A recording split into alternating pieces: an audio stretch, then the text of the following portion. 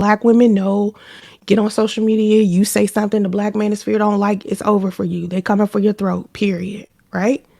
And what is unfortunate is that the only time those men specifically feel like I am defending them is if I'm dragging women. Okay? When that's not really how I operate. Like, I hold both genders accountable. I don't just talk about Dusties. I talk about women too. I initially started talking about the problems with women and how men could deal with those problems initially as a dating coach. That's what I was talking about initially. And then I started giving advice to women maybe like a year or so ago. So I haven't really been used to a female audience until really kind of a couple of years after my son was born. They call me a god. They call me a god. They call me a god. They call me a god. Let's go.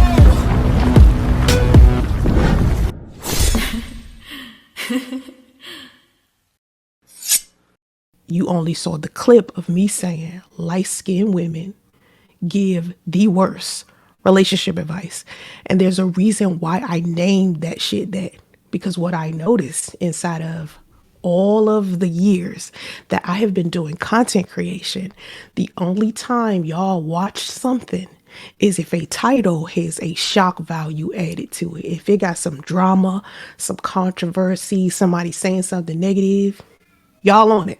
Women want to manipulate men, especially if a light-skinned woman is telling them to do so. I didn't just wake up one morning and decide to start making YouTube videos for women just because off of a whim I felt like giving people advice. I literally got trained for this. I literally went to college for this, and women still sitting here like, we shouldn't listen to her. She doesn't have the proper credentials. I'm a certified life coach. I've been a relationship coach for 20 years. I have every right to get on social media without my lace front combed and tell y'all some shit about how to be better women. You feel me? I did my damn due diligence. And they be like, but do you have a man? They got men. See, most of these women who are light-skinned, who give y'all terrible advice, don't have a man either, or have some mediocre man that they settled for. I tell you to hold off. Be celibate, chill out, wait for the right guy to come. Don't just accept whatever. Set your standards high. A prime example is yesterday. Let me give you an example of this happening just yesterday. Yesterday, I posted a whole bunch of positive clips. One clip was about student loans. Another clip was about what kind of employees do employers usually hire and what state do they live in? Like, what states do big companies usually look for people they would usually hire, right? 2 videos like that. Posted some clips of my podcast up. And I posted this one clip of a transgender person saying that women do not own menstrual cycles. Out of all of those videos that I posted, which one of those videos do you think everybody was watching? Out of all of the videos that I posted yesterday. It wasn't about positivity.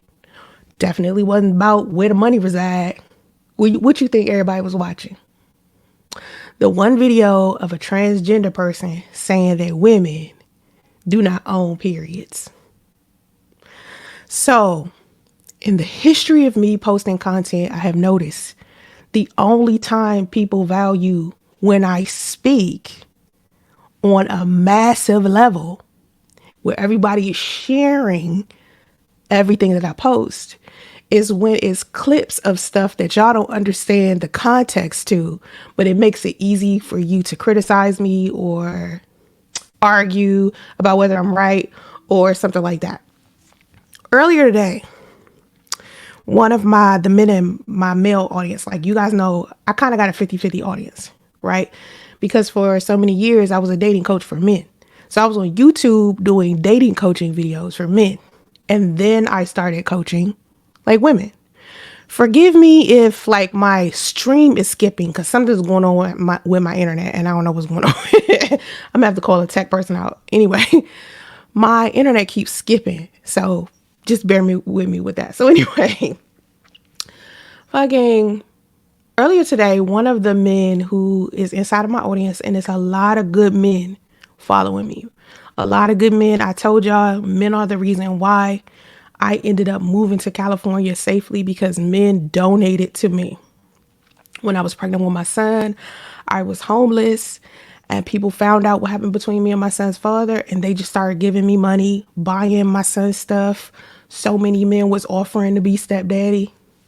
Listen, men was showing me love, but it was also men who are part of the Black Manosphere who was saying negative stuff about me, which is usual. We all seen this. Black women know, get on social media, you say something the Black Manosphere don't like, it's over for you. They coming for your throat, period, right?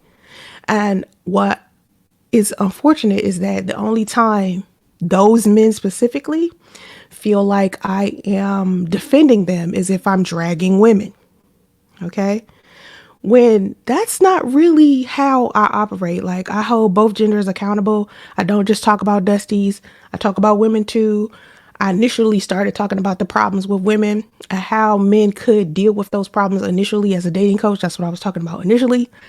And then I started giving advice to women maybe like a year or so ago. So I haven't really been used to a female audience until really kind of a couple of years after my son was born.